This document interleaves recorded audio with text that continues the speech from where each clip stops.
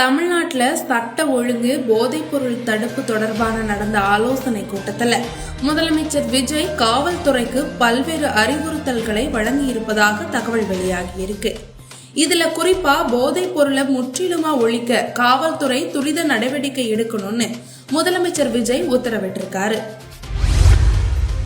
தமிழக அமைச்சர்களை அனைத்து மாவட்டங்களுக்கும் பொறுப்பு அமைச்சர்களாக நியமிச்சு அந்தந்த மாவட்ட வளர்ச்சி பணிகளை துரிதப்படுத்தவும், பொதுமக்களுக்கு சென்றடைய வேண்டிய நலத்திட்ட உதவிகளை கண்காணிக்கவும், இயற்கை சீற்றம், நோய் தொற்று, அவசர கால பணிகளை கூடுதலாக மேற்கொள்ளவும் வருவாய் மாவட்ட வாரியாக அமைச்சர்களை பொறுப்பு அமைச்சர்களாக நியமனம் செய்யப்பட்டிருக்காங்க.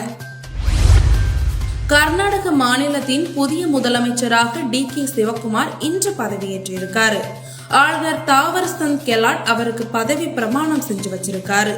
துணை முதலமைச்சராக பரமேஸ்வரா பதவியேற்றிருக்காரு. டெல்லியில இருக்க மால்வியா நகர்ல உள்ள லெமன் கிரீன் உணவகத்துல ஏற்பட்ட தீ விபத்தில் சிக்கி 20 பேர் உயிரிழந்திருக்காங்க. கட்டிடத்துல இருந்த 44 பேரை மீட்கப்பட்ட நிலையில பலரும் கவலைக்கிடமா இருக்கிறனால எண்ணிக்கை மேலும் அதிகரிக்க வாய்ப்புள்ளதாக அஞ்சப்படுகிறது.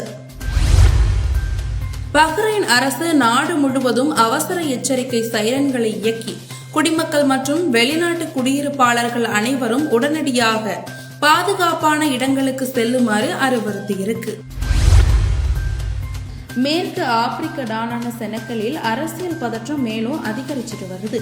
அதிபர் கஷிரோ டியோமயோஃபே தனது அரசியல் வழிகாட்டியும் முன்னாள் பிரதமருமான உஸ்மன் சோங்கோவை பதவியில் இருந்து நீக்கியிருக்காரு.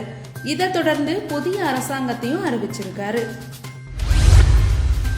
உலக முன்னணி வீரர்கள் 6 பேர் பங்கேற்கும் 14வது நார்வே செஸ் போட்டி ஆஸ்லோ நகர்ல நடந்துட்டு வருது. இதோட 8வது சுற்றுல கிராண்ட் மாஸ்டர் பிரக்ஞானந்தா நார்வேயின் நம்பர் 1 வீரனான மெக்னல் கார்சலனை எதிர்கொண்டு வெற்றி பெற்றார். இதன் மூலமா பிரக்ஞானந்தா ஒரு தொடர்ல கார்சலனை 2 முறை வீழ்த்தி வரலாற்று சாதனையாளராக இந்திய சதுரங்க ஜாம்பவான் விஸ்வநாதன் ஆனந்தின் நீண்ட கால சாதனை பட்டியலை அவரு சமன் செஞ்சிருக்காரு.